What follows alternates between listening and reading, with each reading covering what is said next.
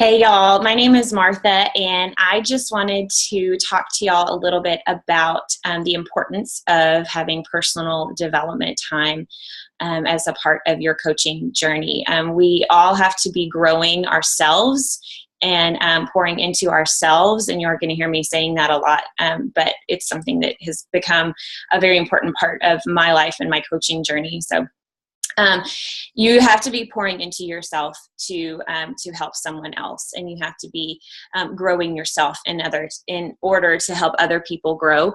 And I personally, I don't know if you're anything like me, but I really like to hear from people that are a lot smarter than me in areas that I don't really understand. And so when I first heard about personal development, I said, I don't know much about this. I don't know why I need to do this. What is the big deal about all of this? So I went to Wikipedia, that never lies and is always true. But I found some information about personal development. And there's a psychologist and professor at Stanford University. His name is Albert Bandura. And he talked about specifically about personal development in the area of self-confidence, and how people with the same level of knowledge and the same skill set even can have very different results.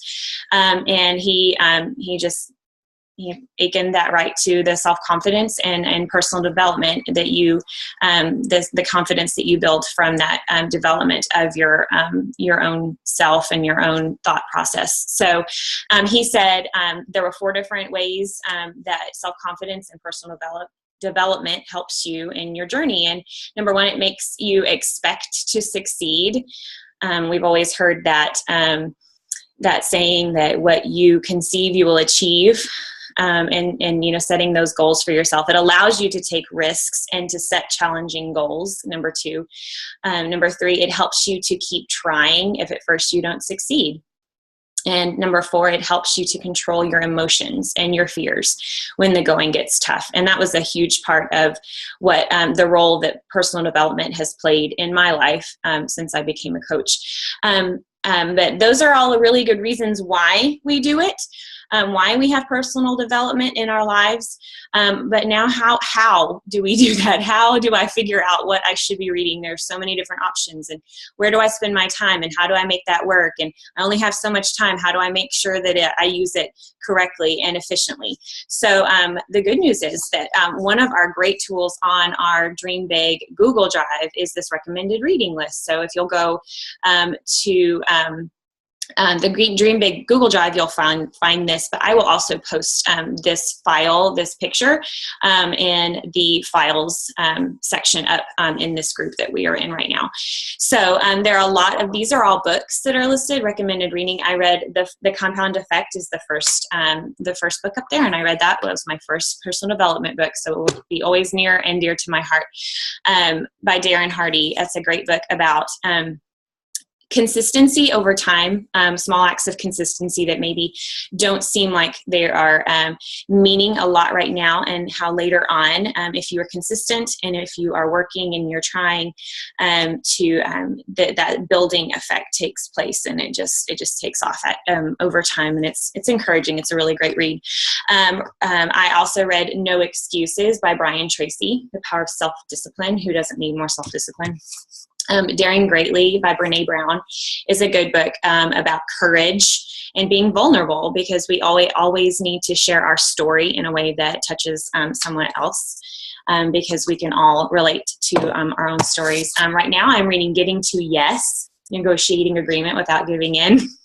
Because we negotiate in business, and we negotiate in our families and with our kids and with our insignificant others as well. So that is something that I'm enjoying. I have a few that are on my nightstand. When I'm done with those, I have You Are a Badass. I hope there's no children in the room right now, but 21 Great Ways to Stop Procrastinating and Get More Done in Less Time. I think that is a fabulous idea. Eat That Frog. That was Eat That Frog. Here we go. How to Stop Doubting Your Greatness. Because, I mean, if you can't read that and say, yeah, whatever.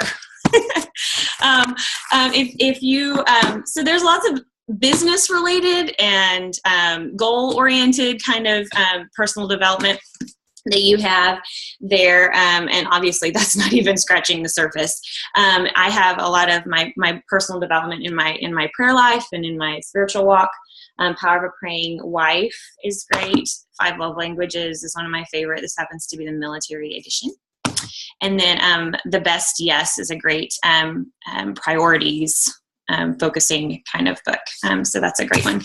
So obviously lots and lots of examples. There's books in print, books on Kindle. You can do recordings. Books on tape, books, audiobooks. Podcasts are a great source of personal development. Recordings of previous national wake-up calls or previous team calls are great ways to get some of that personal development in. And also, I like to tune into YouTube every once in a while and look at some kind of pep talk for myself.